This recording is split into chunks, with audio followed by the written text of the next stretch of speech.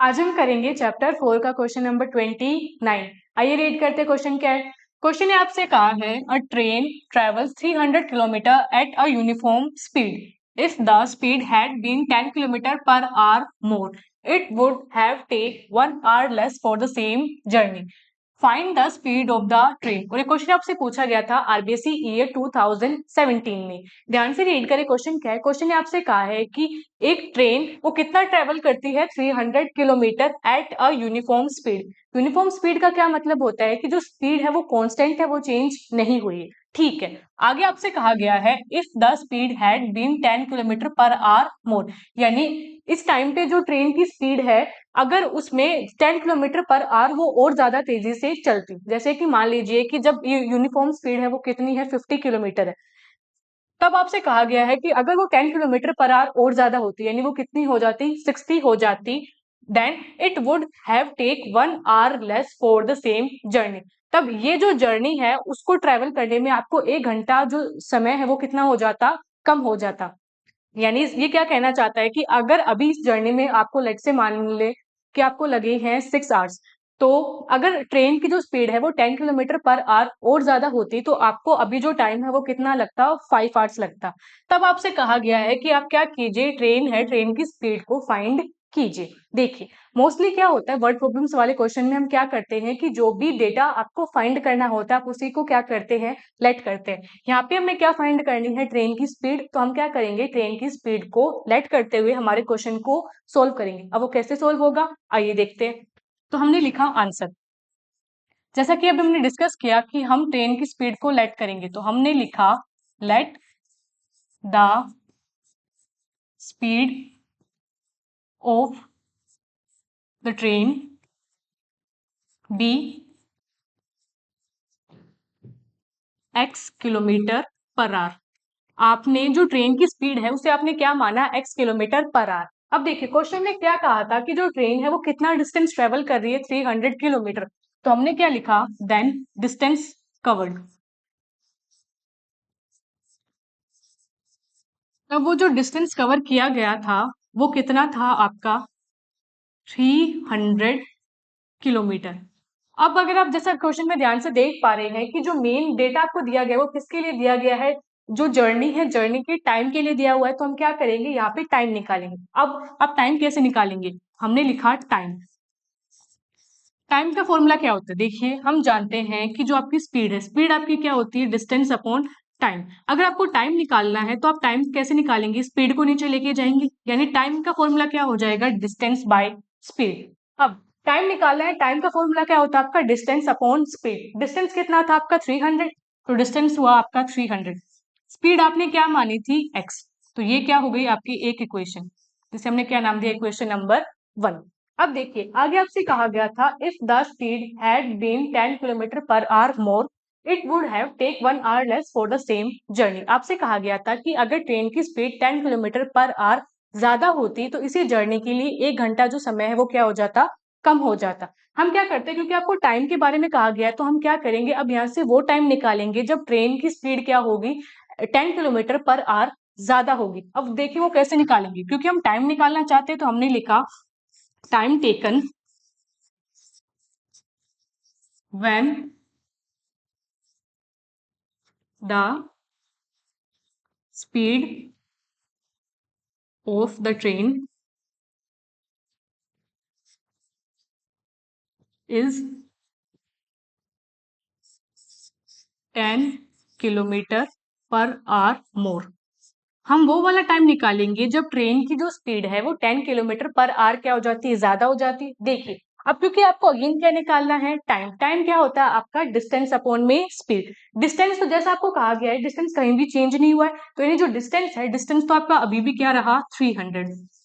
नीचे क्या आती है आपकी स्पीड, आपसे क्या कहा गया है कि जो स्पीड है वो कितनी इंक्रीज कर दी गई है 10 किलोमीटर पर आवर ज्यादा हो गई। ज्यादा होने का क्या मतलब है कि अगर पहले आपकी स्पीड x थी तो उसमें 10 किलोमीटर अब क्या हो जाएंगे आपके ऐड हो जाएंगे। ऐड हो जाने का मतलब कि अब जो स्पीड है वो क्या हो जाएगी x प्लस 10। क्या ये बात हमें समझ आई, बिल्कुल। क्या हमें क्या निकालना था, वो टाइम निकालना था जब ट्रेन की जो स्पीड है वो 10 किलोमीटर पर आवर ज्यादा हो जाती है। ठीक है, स्पीड आपकी जो फॉर्मूला था वो था डिस्टेंस बाय टाइम, टाइम निकालने का फिर हमने वहां से क्या फॉर्मूला बनाया आपका डिस्टेंस अपॉन में स्पीड। जैसा कि आपको पता है कि इस पूरे क्वेश्चन में डिस्टेंस कहीं चेंज नहीं हुआ है, तो डिस्टेंस तो आपका क्या रहा 300, नीचे क्या आती है स्पीड। क्वेश्चन ने कहा है कि जो स्पीड है वो क्या हो गई है 10 किलोमीटर पर आवर ज्यादा हो गई है, यानी अब x में आपने क्या ऐड किया 10। तो ठीक है, ये हो गई आपकी इक्वेशन नंबर 2। अब देखिए ये आपकी एक इक्वेशन है कि जब आपका टाइम क्या था, कौन से केस में आपने टाइम निकाला जब स्पीड क्या थी x, ये क्या है आपने उस केस में टाइम निकाला है जब आपकी स्पीड क्या हुई है x+10। और क्वेश्चन ने आपसे क्या कहा था, ध्यान से देखिए, क्वेश्चन ने कहा था अगर जो ट्रेन है ट्रेन की स्पीड 10 किलोमीटर पर आवर ज्यादा हो जाएगी तब इस जर्नी के लिए 1 घंटा जो समय है वो क्या होगा, कम हो जाएगा। अब देखिए अगर आपको ये जो डेटा दिया गया है उससे इक्वेशन बनानी है तो इक्वेशन कैसे बनेगी, क्योंकि क्वेश्चन ने कहा था कि अगर स्पीड ज्यादा होगी तो उस केस में टाइम आपका कम हो जाएगा, यानी आप क्या कहेंगे कि जो पहले आपका टाइम लग रहा था उस जर्नी में और अब जो आपकी जर्नी में टाइम लगेगा उन दोनों का जो डिफरेंस है वो क्या आ जाएगा 1। ये कैसे, देखिए हमने मान लिया कि पहले जो आपको टाइम है वो कितना लग रहा था, लेट्स से 6 आवर्स का लग रहा था, फिर आपको क्वेश्चन ने कहा कि अब 1 आवर लेस लगेगा, यानी अब आपको टाइम कितना लगेगा 5 आवर। अगर आप ध्यान से देख पा रहे हैं तो 6 माइनस अगर आप 5 करते तो आपका आंसर क्या आता है 1। सिमिलरली यानी ये जो टाइम है और ये जो टाइम है इन दोनों का डिफरेंस अब क्या हो जाएगा आपका 1, जो कि क्वेश्चन ने आपको दिया है। तो चलिए हमने लिखा आगे, देन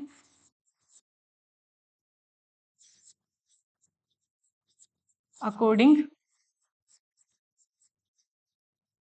टू क्वेश्चन, क्वेश्चन के अकॉर्डिंग हम हमारी इक्वेशंस बनाते हैं। देखिए आगे लिखा हमने, क्वेश्चन के अकॉर्डिंग जो पहले आपका टाइम था, पहले आपका टाइम था 300/x, और अभी जो टाइम है, अभी जो टाइम आपने निकाला यानी जब ट्रेन की जो स्पीड है 10 किलोमीटर पर आवर ज्यादा हो गई है उस केस में जो टाइम है वो क्या है आपका x+10, इनका जो डिफरेंस है वो कितना है 1 है। हम क्या करेंगे, अब बस इसे क्या करेंगे हम सोल्व करेंगे और यहाँ से स्पीड स्पीड यानी x की वैल्यू फाइंड करेंगे। जैसा कि आप देख पा रहे हैं कि जो आपका LHS है, LHS में आपका क्या है, दो फ्रैक्शंस है। फ्रैक्शंस को आप कैसे सोल्व करते हैं, यूजिंग एलसीएम। तो हमने क्या लिया, इनका एलसीएम लिया। एलसीएम इनका क्या आया, x इंटू एक्स प्लस 10। देखिए यहाँ ऑलरेडी x है तो ये जो 300 है वो किससे मल्टीप्लाई होगा, आपके x+10 से। यहाँ पे रहा माइनस का 300, इसके डिनोमिनेटर में क्या है x+10 है, तो ये जो 300 है वो किससे मल्टीप्लाई होगा, x से, और यहाँ क्या आ गया आपका 1। अब इसे अंदर मल्टीप्लाई करें तो देखिए 300 को जैसे आपने x से मल्टीप्लाई किया तो वो हो गया 300x, 300 को जैसे आपने 10 से मल्टीप्लाई किया तो वो हो गया आपका 3000। सिमिलरली 300 को जब आपने x से मल्टीप्लाई किया तो वो हो गया माइनस का 300x, और नीचे आपकी क्या बनी क्वाड्रेटिक, कैसे, देखिए x इंटू एक्स किया तो आपका क्या बन गया x², x इंटू 10 किया तो ये क्या हो गया प्लस का 10x, और ये किसके इक्वल आ गया 1 के। जैसा कि आप यहाँ ध्यान से देख पा रहे हैं ऊपर क्या है, एक तो है आपका प्लस का 300x और एक क्या है माइनस का 300x, तो ये दोनों तो आपस में क्या हो गए आपके कैंसिल। तो अब हमारा यहाँ न्यूमरेटर में क्या बचा है 3000, ये जो डिनोमिनेटर में था आपका x² प्लस 10x, आपने उसे कहाँ भेजा आरएचएस में, आरएचएस में था 1, तो जब वो 1 से मल्टीप्लाई हुआ तो वो एज इट इज रहा, यानी अब हमारा आरएचएस क्या है x² प्लस 10x। हमें यहाँ ध्यान से दिख पा रहा है कि अगर आप इस कांस्टेंट को वहां लेके जाएंगे तो एक क्वाड्रेटिक इक्वेशन बन जाएगी। तो हमने लिखा x² प्लस का है 10x माइनस का है 3000, और ये क्या है इक्वल टू 0। ठीक है, ये इक्वल टू 0 हो गया तो अब हम यहाँ ध्यान से देख पा रहे क्वाड्रेटिक इक्वेशन बन गई है। अब हम इसे क्या करेंगे, फैक्टराइजेशन मेथड से सोल्व करेंगे। देखिए फैक्टराइजेशन मेथड कैसे लगता है कि आपको ऐसे दो नंबर सोचने हैं जिन्हें अगर आप आपस में मल्टीप्लाई करें तो उनका जो प्रोडक्ट है वो किसके इक्वल आए, वो इक्वल आए आपके माइनस के 3000 के, यानी x² के कोफिशिएंट और कांस्टेंट टर्म के मल्टीपल के। और अगर आप उन दोनों नंबर को ऐड या सब्ट्रैक्ट करें तो वो किसके इक्वल आए, वो इक्वल आए आपके प्लस के 10 के, यानी x के कोफिशिएंट के। तो अभी हमें क्या करने से दो नंबर सोचने हैं जिन्हें अगर आप आपस में मल्टीप्लाई करते हैं तो आपका आंसर आता है माइनस का 3000, और अगर आप उन दोनों नंबर को ऐड या सब्ट्रैक्ट करते हैं तो आपका आंसर आता है प्लस का 10।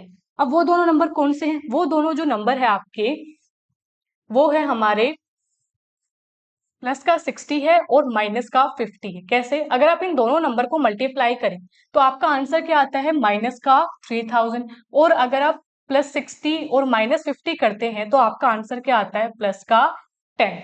तो यानी अब हम क्या करेंगे, यहाँ पे जो प्लस का 10x लिखा हुआ है आप उसे कैसे स्प्लिट करेंगे, आप उसे स्प्लिट करेंगे प्लस 60x और माइनस की 50x में। तो चलिए ध्यान से देखते हैं। हमने लिखा एक्स स्क्वायर था प्लस का 10x था जिसे आप स्प्लिट कर रहे हैं प्लस 60x माइनस 50x में, और यहाँ था आपका माइनस का 3000 और यहाँ क्या बचा आपका इक्वल टू 0। जैसे आप ध्यान से देख पा रहे हैं कि जो फर्स्ट टर्म है और सेकंड टर्म है दोनों में आपको क्या कॉमन दिख रहा है, x। तो जैसे आपने यहाँ x को कॉमन किया तो अंदर क्या बचा आपका 1x और यहाँ क्या बचा आपका प्लस का 60। अब इन दोनों टर्म्स में क्या कॉमन है, देखिए यहाँ लिखा हुआ है माइनस का 50x और माइनस के 3000 को अभी आपने देखा कैसे लिखा जाएगा, प्लस का 60 इंटू माइनस का 50, यानी इन दोनों टर्म्स में अभी भी क्या कॉमन है, माइनस का 50 कॉमन है। तो हमने क्या किया, ये जो माइनस 50 है उसे बाहर निकाल दिया। जैसे आपने माइनस 50 को बाहर निकाल दिया तो अब यहाँ क्या बचा, एक्स बचा एक प्लस का, और क्योंकि आपने माइनस 50 को तो बाहर निकाल दिया था तो अभी अंदर क्या बचा आपका प्लस का 60, तो हमने लिखा प्लस का 60 और ये किसके इक्वल हो गया, 0। जैसा आप यहाँ ध्यान से देख पा रहे हैं कि दोनों टर्म्स में क्या कॉमन है, x प्लस 60। तो हमने क्या किया, जो आपका x प्लस 60 है उसे तो निकाल दिया बाहर, यहाँ क्या बचा आपका x माइनस 50 और ये किसके इक्वल हो गया, 0। जैसा कि हम जानते हैं कि मैथ्स में अगर दो टर्म है जिनका मल्टीपल क्या होता है, इक्वल टू 0, तो ये कब पॉसिबल है, when either first term is equals to 0 और second term is equals to 0। तो हमने लिखा आइदर फर्स्ट टर्म आपकी क्या है x प्लस 60, ये किसके इक्वल हो, 0 की।